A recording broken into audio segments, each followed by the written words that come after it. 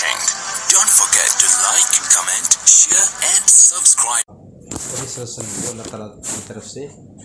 یا ایھا المدثر قم فانذر وربک فکبر وثیابک وطہر، یہ ایک امر تھا اللہ تبارک و تعالیٰ نے نبی کریم صلی اللہ علیہ وسلم کو دیا۔ جس مقابلے میں جس وقت بھی آپ صلی اللہ علیہ وسلم کو پریشانی آئی، سامنے سے احوال آئے، جی سب سے پہلے تو مکہ کے اندر بے شمار احوال آئے۔ شیب ابی طالب میں آپ صلی اللہ علیہ وسلم کو بند کر دیا گیا، محاصرہ کر دیا گیا۔ پھر مکہ والے اکٹھے ہو کے حضرت ابو طالب رضی اللہ تعالیٰ عنہ، حضرت ابو طالب جو آپ کے چچا تھے، ان کو بلایا سارے مکہ والے کے بڑے بڑے سرداروں نے کہ جا تو آپ اپنے بھتیجے کو سمجھائیں کہ یہ جو مسئلہ ہو رہا ہے اس سے ہٹ جائیں، یا پھر آپ ایسا کریں کہ آپ اس کی جو آپ اس کا امن جو ہے آپ نے امن میں لے رکھا ہے اس سے آپ باز آ جائیں۔ بڑا ضد کیا ابو طالب، حضرت ابو طالب، تو آپ نے اپنے اس مجمع کے اندر، اجتماع کے اندر نبی کریم صلی اللہ علیہ وسلم کو بلایا۔ بلانے کے بعد فرمایا کہ اے میرے بھتیجے، یہ ابو طالب، حضرت ابو طالب ایک بہت بڑی ہستی تھی، بس یہ تو اللہ کی طرف سے ہے کہ جس کو دین دے یا نہ دے، یہ ایک الگ بات ہے، ورنہ انہوں نے عالم اسلام کی یعنی ایک قسم کی ایک بھلائی کی ہے جو آپ صلی اللہ علیہ وسلم کو اپنی حفاظت میں رکھا۔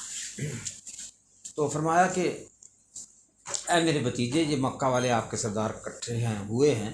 یہ کچھ آپ سے بات کرنا چاہتے ہیں۔ تو انہوں نے بات کی، وہی بات جو ابو طالب سے کی تھی وہی انہوں نے بات آپ صلی اللہ علیہ وسلم سے کی۔ تو پھر ابو طالب بیچ میں بولے، اے میرے بھتیجے، اب میرے بوڑھے کندھوں پر اور بوجھ نہ ڈال، یعنی اپنے آپ کو کمزور کرنے کی کمزوری اپنی بتائی۔ میں اب کمزور نہیں، ان کے طعنوں کا، ان کے یعنی سختی کرنے کا میں ابھی اتنی طاقت مجھ کے اندر نہیں ہے کہ میں برداشت کر سکوں۔ تو نبی کریم صلی اللہ علیہ وسلم، چونکہ اللہ کا حکم تھا، جی اللہ کا حکم تھا، بھائی نے بتائی بات آداب گشت کے اندر کہ ابو جہل کے پاس نبی کریم صلی اللہ علیہ وسلم 80 دفعہ تشریف لے گئے۔ کیوں بار بار جاتے تھے؟ کہ اللہ کا حکم تھا ان کو لوگوں کو دین بچانا، یہ اللہ کا حکم تھا۔ تو اس بات پر حضور اکرم صلی اللہ علیہ وسلم کھڑے ہوئے اور آپ صلی اللہ علیہ وسلم نے فرمایا کہ اے میرے چچا، میرے اس داہنے ہاتھ پر سورج اور بائیں ہاتھ پر چاند لا کے رکھ دیں، اگر اتنا یہ کر سکتے ہیں، اگر میرے ہاتھ پر سورج آ جائے، چاند بھی آ جائے، اس کے باوجود بھی اس دین کے کام کو، دین کی محنت کو میں نہیں چھوڑ سکتا۔ یعنی اس کی وجہ کیا ہے؟ جیسے بھائی نے بتائی تھی بات کہ یہ اللہ کا حکم تھا نبی کریم صلی اللہ علیہ وسلم کو، اور اللہ کا حکم سب سے زیادہ ضروری ہوتا ہے، ٹھیک ہے نا جی۔ اور ہم سب کے لیے بھی اللہ تعالیٰ کا حکم ہے، کنتم خیر امۃ اخرجت للناس تأمرون بالمعروف وتنہون عن المنکر، اور نبی کریم صلی اللہ علیہ وسلم نے ہمیں حکم دیا ہے بلغوا عنی لو آیا۔ بہت ساری چیزیں مجھے تو اتنا پتہ نہیں ہے ان باتوں کا، یہ ہمارے اندر اصل میں محنت نہ ہونے کی وجہ سے، ماحول نہ ہونے کی وجہ سے ہماری معاشرت خراب ہو چکی ہے۔ ایک ہوتا ہے دین، جی جیسے میں نے پہلے عرض کیا ہے کہ دین کلمہ لا الہ الا اللہ محمد رسول اللہ، اللہ کی ذات پر یقین کرنا، نبی صلی اللہ علیہ وسلم کو اپنا رسول ماننا، لا الہ الا اللہ محمد رسول اللہ، ایک بات۔ اور اس کے بعد اللہ تعالیٰ کے احکامات ہیں اور نبی صلی اللہ علیہ وسلم کے طریقوں پر چلنا ہے، اس کو عبادت کہتے ہیں۔ ایک ہے معاشرت، عبادت کرنا آسان ہے، عبادت کر لینا آسان ہے، یعنی سارے تو نہیں، لیکن یعنی عبادت میں لوگ جو ہے اکثر کوشش کر سکتے ہیں، کر لیتے ہیں، روزہ بھی رکھتے ہیں، نماز بھی پڑھتے ہیں، جی کلمہ ذکر بھی کرتے ہیں، سب کچھ کرتے ہیں، لیکن اس کو آگے پہنچانا مشکل ہے۔ آگے پہنچانا کیوں مشکل ہے؟ آگے معاشرہ آتا ہے، معاشرہ ہے، گلی بازار، ہاں جی، مارکیٹیں، ڈیوٹی، دکان، تجارت، یہ آگے معاشرہ ہے۔ بھائی آگے آ گیا، سامنے آ گیا، ہاں جی، بیٹا سامنے آ گیا، رشتہ دار سامنے آ گئے، اڑوس پڑوس والے آ گئے، اور دوست احباب آ گئے، اور چیزیں سامنے آ گئیں، تو یہ پھر معاشرہ ہے۔ اس معاشرے کے اندر سب سے پہلے جو وہ انسان چل سکتا ہے جو سب سے پہلے اپنے آپ کو ٹھیک کرے، ہاں جی، جو اپنے آپ کو ٹھیک کرے گا تو وہ معاشرے کے اندر چلے گا، اور اس کو پھر جو تکلیفیں آئیں گی اس پر اللہ تعالیٰ اس کی مدد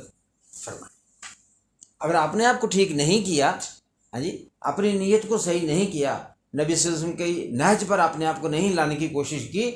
تو پھر جو ہے جتنے احوال آئیں گے سامنے ان کا مقابلہ انسان نہیں کر سکتا، پھر وہ ڈاواں ڈول رہے گا۔ کہتے ہیں نا کہ نبی صلی اللہ علیہ وسلم کی، یعنی آپ صلی اللہ علیہ وسلم کے اندر یقین اتنا تھا، نبی کا یقین اتنا ہوتا ہے کہ نبی کا ایمان بڑھتا ہی رہتا ہے، کم ہوتا ہی نہیں۔ فرشتوں کا معلق ہے، ایک سطح پر مقرر ہے، فکس ہے۔ نبی کا ایمان دن بدن بڑھتا رہتا ہے، نبی کا ایمان کم نہیں ہوتا، بڑھتا رہتا ہے۔ مومن کا ایمان کم بھی ہوتا ہے، بڑھتا بھی ہے۔ اس کی وجہ یہ ہوتی ہے کہ اللہ پاک فرماتے ہیں کہ خلق الانسان ضعیفا، میں نے انسان کو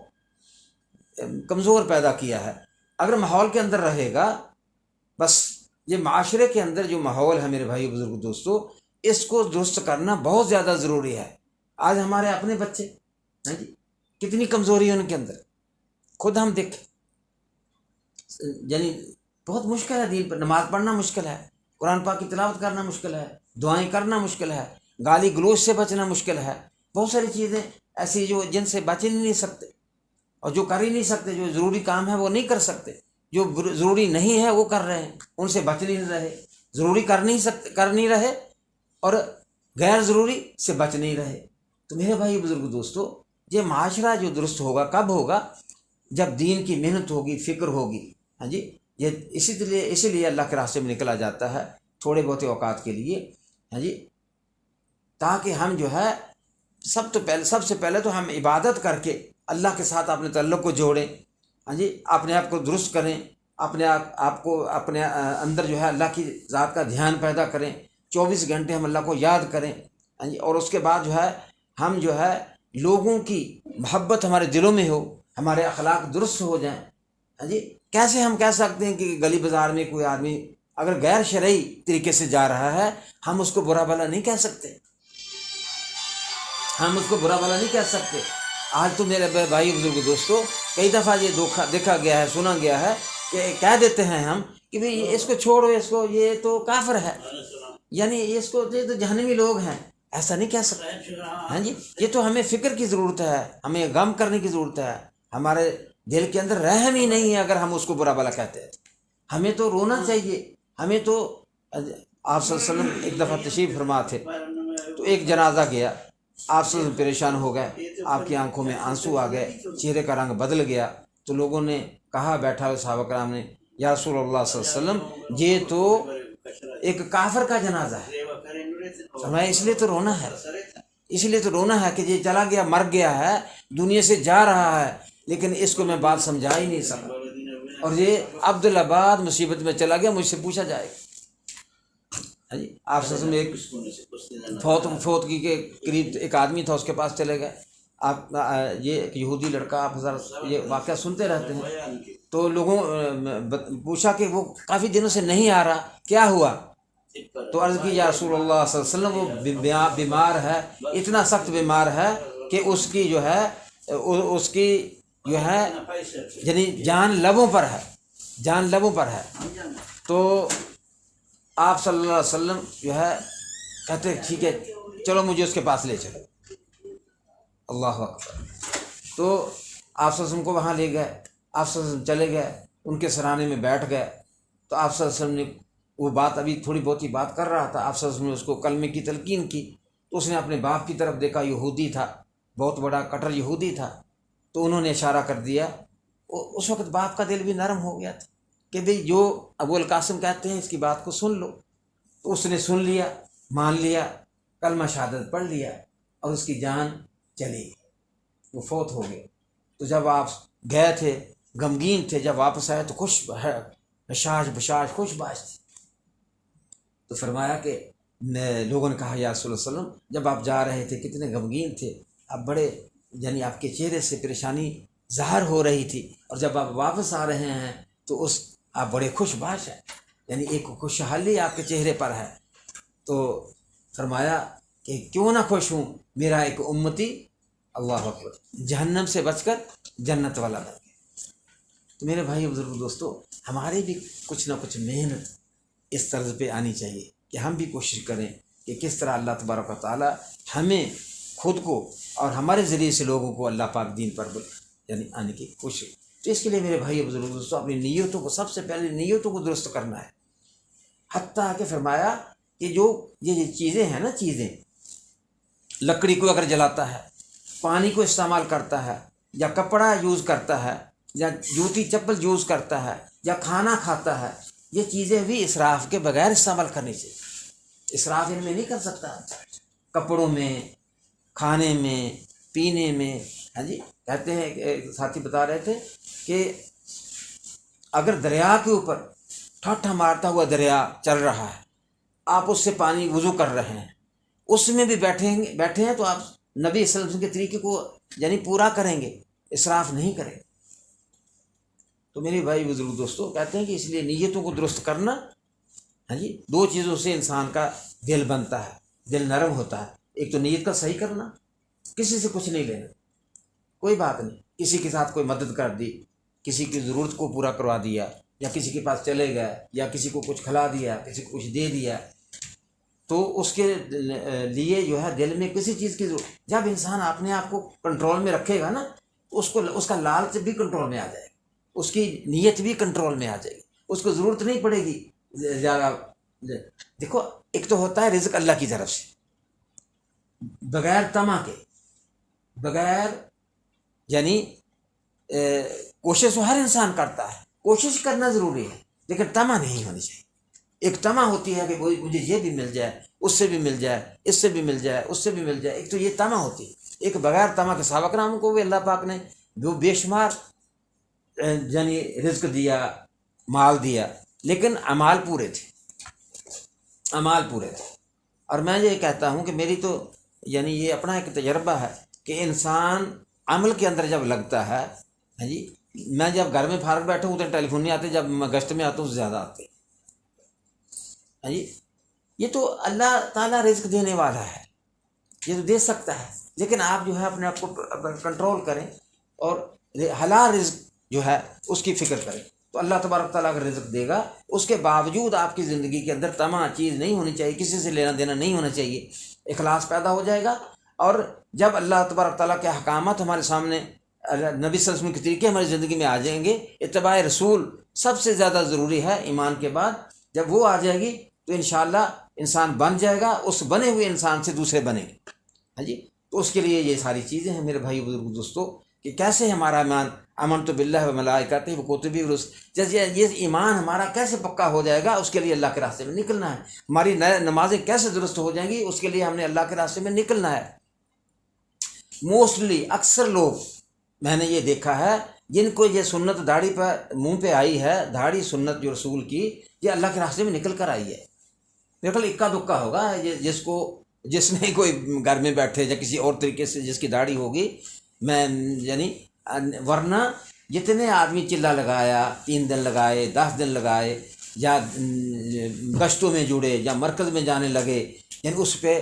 کسی نہ کسی درجے میں جب تبلیغ میں لگے ہیں، اللہ نے ان کو سنت عطا فرمائی ہے۔ تو میرے بھائی بزرگ دوستو، یہ سنت، یہ ہاں جی، اگر اس کی نیت یہ کر لے آدمی، یہ اس لیے نہیں کہ لوگ کہیں گے کہ یہ تو بہت داڑھی والا آدمی، یہ تو میں نے سنت کر کے رکھ دی۔ ہاں جی، میں نے ایک دفعہ حدیث سنی تھی کہ جو آدمی نبی صلی اللہ علیہ وسلم کی ایک سنت کو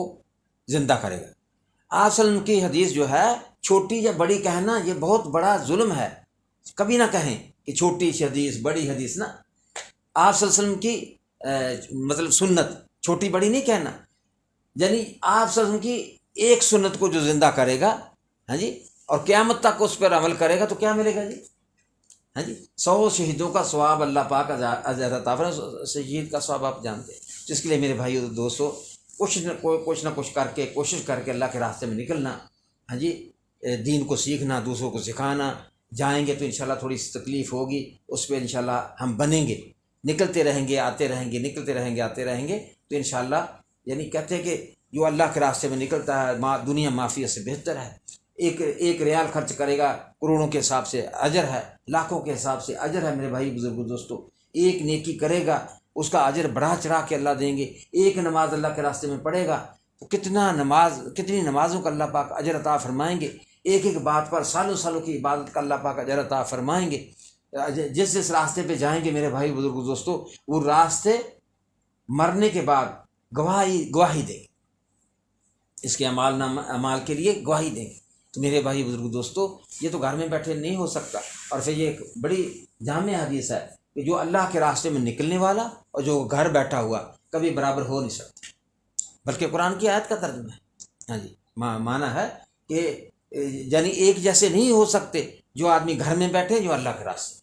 ہاں جی، اللہ کے راستے میں یہ ایک تو ہے نا یہ حدیثیں جہاد کے بارے میں، لیکن یہ سب سے بڑا جہاد ہے، نفس کا جہاد ہے کہ یہ اپنے مال جان وقت کو لے کر نکلنا، اللہ کے راستے میں نکلنا اپنے نفس کو قابو میں کرنے کے لیے۔ تو یہ نفس قابو آ گیا تو معاشرہ تیار ہو گیا۔